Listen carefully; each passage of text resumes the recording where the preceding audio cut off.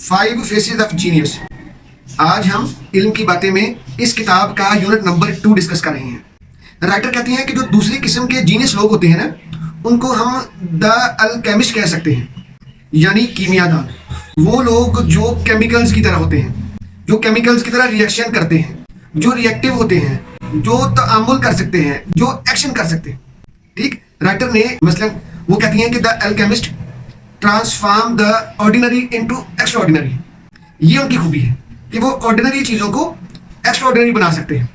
साथियों, आपके ना आसपास आपने बहुत सारे लोग देखे होंगे जो आज से कुछ साल पहले ऑर्डिनरी से लोग थे, ठीक, लेकिन कुछ सालों के बाद वो एक्स्ट्राऑर्डिनरी बने हुए हैं। ये अल्केमिस्ट है। ऐसे लोग जो कुछ साल पहले ढीले ढाले आम से लोग थे, लेकिन अब स्पेशल और खास बने हुए हैं, ऑर्डिनरी से एक्स्ट्राऑर्डिनरी बने हुए हैं, ये अल्केमिस्ट है। ये कीमियादान है, ये फार्मूले वाले लोग हैं, ये अपने मामलात को समझकर उनको बेहतर बनाने वाले लोग हैं। ठीक, तो राइटर ने उनको ट्रांसफार्मर कहा है। राइटर कहते हैं कि ये ट्रांसफॉर्म कर सकते हैं। इनकी खूबी ये है कि ये ऑर्डिनरी से एक्स्ट्राऑर्डिनरी की तरफ जा सकते हैं। ठीक, नंबर 2, राइटर कहती हैं कि जो द अल्केमिस्ट लोग होते हैं ना, उनकी एक खूबी ये भी है कि they remain easy in difficult times. यानी अगर परेशानी आ जाए ना, तो उनके हाथ पांव नहीं फूल जाते, वो परेशान नहीं हो जाते, वो उलझे उलझे नहीं रहते, वो एक्टिवली परेशानी का हल ढूंढते हैं, वो परेशानी का हल तलाश करते हैं, वो परेशानी के पीछे पड़ जाते हैं। जब तक परेशानी, जब तक मजबूरी, जब तक उलझन को ख़त्म ना कर ले, वो चैन से नहीं बैठते। ये उनकी खूबी है। They remain easy in difficulties. वो डिफ़िकल्टीज़ में बड़े इजी रहते हैं। साथियों, इन्ना माल उसरे युसरन है ना, कुरान पाक की आयत, फाइन्ना माल उसरे युसरन इन्ना माल उसरे युसरा। बस हर मुश्किल के साथ आसानी है। तो ये हमें मान लेना चाहिए कि आसानियाँ और परेशानियाँ साथ साथ चलती हैं। इस पर हमें रिएक्टिवली नहीं चलना चाहिए। ये ज़िंदगी का हिस्सा है। आज दुख है तो सुख भी आएगा, आज सुख है तो खुदा न खास्ता दुख भी आएगा। ये ज़िंदगी का हिस्सा है, कुदरत का निज़ाम है ये। इसलिए जो अल्केमिस्ट लोग होते हैं ना, ये ऐसे जीनियस होते हैं कि परेशानियों में भी आसानियाँ ढूंढते हैं, नाकामियों में भी आसानियाँ ढूंढते हैं, नाकामियों में भी कामयाबियाँ ढूंढते हैं। ठीक, तो ये हमें लगता है कि शायद ये जो सेइंग है ना, ये इनके लिए बनी हुई है, ये मकूला इनके लिए बना हुआ है कि नाकामी कामयाबी की पहली सीढ़ी है। ये अल्केमिस्ट लोगों के लिए है। अल्केमिस्ट लोगों की तीसरी खूबी पता क्या है? ये नाकामी को कामयाबी की पहली सीढ़ी बनाते हैं। नाकाम हो गए हैं, ठीक है, थप्पड़ खाया है, परेशानी आई है, रिफ्यूज़ हो गए हैं, ठीक है, डिनाइल में आ गए हैं, रिजेक्ट हो गए हैं, फेल हो गए हैं, कोई बात नहीं, नाकामी आ गई है, कोई बात नहीं, सोचते हैं जी क्यों आई है। अब इस नाकामी को कामयाबी की पहली सीढ़ी बनाना है। ये अल्केमिस्ट है। ठीक, हमारे यहाँ ना मजबूरी है, हमने इस बात को कई मरतबा कहा है, हमारे यहाँ नाकामी की ही पहली सीढ़ी बनती है। नाकामी के बाद एक और नाकामी, उसके बाद एक और नाकामी, उसके बाद एक और नाकामी। ठीक, हमारा ये वतीरा है, हमारा ये अंदाज है। लेकिन जो अल्केमिस्ट होते हैं ना, ये ऐसे जीनियस होते हैं जो नाकामी को कामयाबी की पहली सीढ़ी बनाते हैं, नाकामी से कामयाबी को निकालते हैं। ठीक है, नाकामी से कामयाबी पैदा करते हैं। ये उनकी खूबी है। इसी तरह राइटर कहते हैं कि they are the master of emotional energy. इनके अंदर एक खूबी ये भी होती है कि ये इमोशनल एनर्जी के मास्टर होते हैं। देखो साथियों, जो इमोशंस होते हैं ना, ये हमारी एनर्जी है, ये हमारा असल में फ्यूल है। इमोशंस हमारे जितने बैलेंस जो फॉर्म में होंगे, काम होंगे, हमारी एनर्जी जो है ना वो बड़ी बेहतरीन किस्म की होगी। लेकिन अगर हमारे इमोशन जो स्टिर होंगे, उलझे हुए होंगे, डिस्टर्ब होंगे, तो हम भी डिस्टर्ब होंगे। तो इसलिए राइटर कहती हैं कि ये जो लोग होते हैं ना, द अल्केमिस्ट, इनके इमोशंस बड़े काम होते हैं। ये अपने इमोशंस की एनर्जी को जानते हैं और फिर अपने इन इमोशंस की एनर्जी को इस्तेमाल करते हैं। इनको अपने इमोशंस को इस्तेमाल करना आता है। ठीक, तो अपनी इमोशनल एनर्जी को इस्तेमाल करना सीखना चाहिए। ठीक साथियों, नंबर 5, राइटर कहती हैं कि ये जो लोग हैं ना, दे thrive in ambiguity and uncertainty. जब एम्बिग्विटी आ जाए, जब परेशानी आ जाए, जब इबहाम हो, तो ये उसमें थ्राइव करते हैं, परेशान हो के बैठ नहीं जाते, ठीक है, एम्बिग्विटी का हल निकालते। क्लैरिटी है ना हल एम्बिग्विटी का, क्लियर। जब मामलात को डिस्कस करेंगे तो क्लैरिटी आएगी ना भाई। मामलात को डिस्कस करें, परेशानी को डिस्कस करें, परेशानी के हल तलाश करें।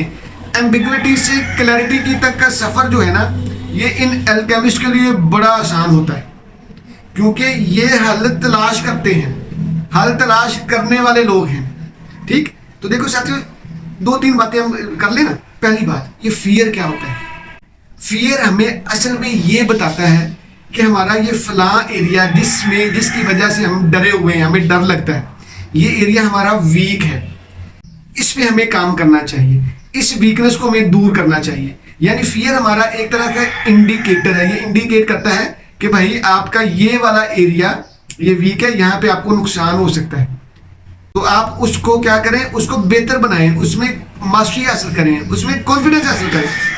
लेकिन आप तो पीछे डर के बैठ जाते हैं, ठीक। तो ये गलत है। फियर आपका बहुत अच्छा दोस्त है अगर आप उसको दोस्त बनाएं, क्योंकि वो आपको बड़े आराम से बताता है कि यहाँ पे आप वीक हैं, ठीक है ना। मोमन का आईना है, ठीक है ना, तो आईना बताता है कि ये आपकी खूबी है, ये खामी है। तो फियर आपका आईना है, फियर आपको बताता है कि ये चीज आपकी कमजोर है, इसको सही करें।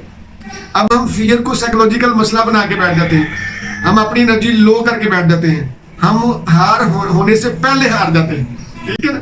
यानी इंसान के बारे में कहा जाता है कि ये वाहिद मखलूक है जो परेशानी आने से पहले परेशान हो जाता है, ठीक है। इंसान एक वाहिद ऐसी चीज है, एक वाहिद ऐसी मखलूक है जो परेशानी आने से पहले परेशान हो जाती है, इसलिए परेशानी आने से पहले परेशान नहीं होना, ठीक। तो दे थ्राइव इन एम्बिग्विटी। एम्बिग्विटी की बड़ी अजीब शय है, इसका उलट है क्लैरिटी। एम्बिग्विटी को जब भी आपने बदलना है तो क्लैरिटी से बदलना है। अब क्लैरिटी डिस्कशन से आनी है, बातचीत से आनी है, मुशावरत से आनी है। इस्लाम ने क्लैरिटी के लिए 2 रास्ते बताए हैं, हमारे यहाँ ना 2 हैं, इस्तिशारा और इस्तिखारा। इस्तिखारे का हमें पता है, ठीक है, बहुत सारी मेजोरिटी के लोगों को पता है, करते हैं या नहीं करते वो उनका फेल है, वो और बात है। इस्तिखारा यानी खैर तलब करना, अल्लाह से मशवरा करना, है ना। और इस्तिशारा होता है कि आप मशवरा करें आम लोगों से, जिस तरह का आपका प्रॉब्लम है उस तरह के लोगों से आप मशवरा करें।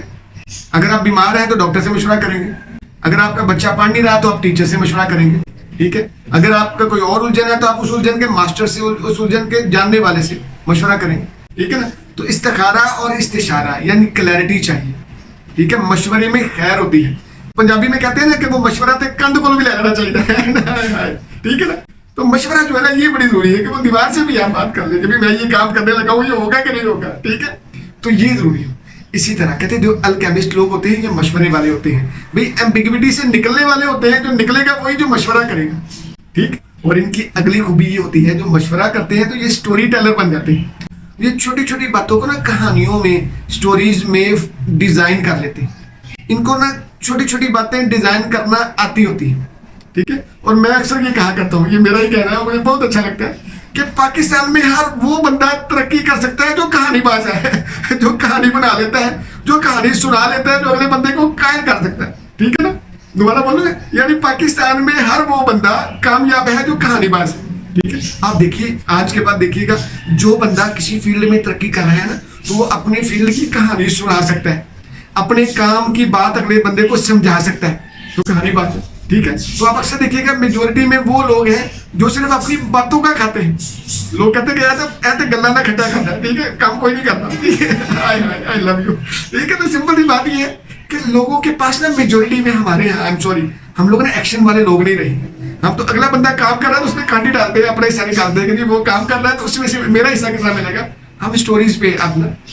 तो मैं अक्सर लोगों को कहता हूँ कि जो लोग कहानी सुना सकते हैं, कहानी बना सकते हैं, वो लोग कामयाब होते हैं, ठीक है। तो राइटर ने भी ये बात कही। राइटर कहते हैं कि ये स्टोरी टेलर होते हैं, जो अल्केमिस्ट होते हैं ना, ये स्टोरी टेलर होते हैं, ये स्टोरीज बना सकते हैं, अपने काम के बारे में स्टोरीज को, कहानियों को, अपने काम को कहानी की शक्ल में बयान कर सकते हैं, ठीक। और एक बात और उनकी है, कहते they create meaning out of chaos. जब क्योस आ जाए ना, परेशानी आ जाए, बुरी हालत हो जाए, उसमें से भी जो है वो मीनिंग तलाश कर लेते हैं और मीनिंग पैदा कर लेते हैं। ठीक है भाई, परेशानी आपको कुछ ना कुछ तो सिखाने के लिए आई है, तो परेशानी तो आते ही थपेड़े मारती है ना, आते ही सिखाने के लिए। जो बंदा परेशानी से निकला है, इसका मतलब उसने वो स्टेज पार कर लिया है। स्टेज पार तब की जाएगी जब वो उस स्टेज को पार करने जोगा होगा, यानी वो चीज को मास्टर कर लेगा, वो चीज को समझ लेगा, उस चीज के बारे में जान लेगा। ठीक है ना, बात समझ आएगा। मैं अक्सर बच्चों को समझाता हूँ कि भाई एक लेवल से दूसरे लेवल में जब आप जाते हो ना गेम्स में, तो क्या करते हो, जब तक वो आप एक लेवल का जो गेट होता है, डोर होता है, जब आप उसको नहीं तोड़ते हो, उसको क्रॉस नहीं करते हो, तो आगे नहीं जाते हो।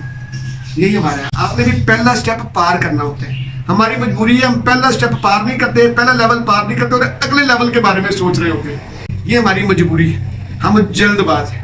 इस्लाम ने कहा ना कि बेशक इंसान बड़ा जल्दबाज है। ठीक, तो दो अल्केमिस्ट होते हैं, वो जल्दबाज नहीं होते। ठीक है, वो अपनी परेशानी से मीनिंग क्रिएट करते हैं, मीनिंग तलाश करते हैं, मीनिंग पैदा करते हैं। इसलिए तो वो पर्पस वाले लोग होते हैं। इनकी आखिरी खूबी हम बताएं क्या होती है, ये ना, they are the people of purpose. ये पर्पस वाले लोग होते हैं, मकसद बामकसद जिंदगी गुजारते हैं। They have deep sense of purpose. ये पर्पसफुल लोग होते हैं, बामकसद होते हैं। ये किसी से दोस्ती भी रखेंगे, ठीक है, तो फायदे मकसद के मुताबिक रखेंगे। अगर किसी से फायदा या जो प्रॉफिट या फायदा या नफा नहीं होगा, तो उससे दोस्ती भी नहीं करेंगे। ठीक है, ये जरूरी बात है इनकी। इनकी खूबी ये है कि ये पर्पस वाले लोग होते हैं। तो साथियों, द अल्केमिस्ट जो लोग होते हैं, वो क्या करते हैं, वो पर्पस पे चलते हैं। जब तक उनके पास क्लैरिटी या पर्पस नहीं होगी, तब तक वो कोई एक्शन करेंगे ही नहीं। ठीक है ना, क्योंकि क्लैरिटी जो होती है वो आपके बहुत सारे इश्यूज को हल कर लेती। ठीक, तो साथियों, they are the people of clarity. Clarity होगी तो सेंस ऑफ पर्पस की समझ आएगी। क्लैरिटी होगी तो एम्बिग्विटी खत्म होगी। क्लैरिटी होगी तो क्योस में से भी मीनिंग क्रिएट होंगे। क्लैरिटी होगी तो नाकामी कामयाबी की पहली सीढ़ी बनेगी, है ना साथियों। तो साथियों, ये थी आज की जो द अल्केमिस्ट है ना, दूसरी तरह का जीनियस, उनकी खूबियां हमने आज बताई। जी जज़ाकल्लाह।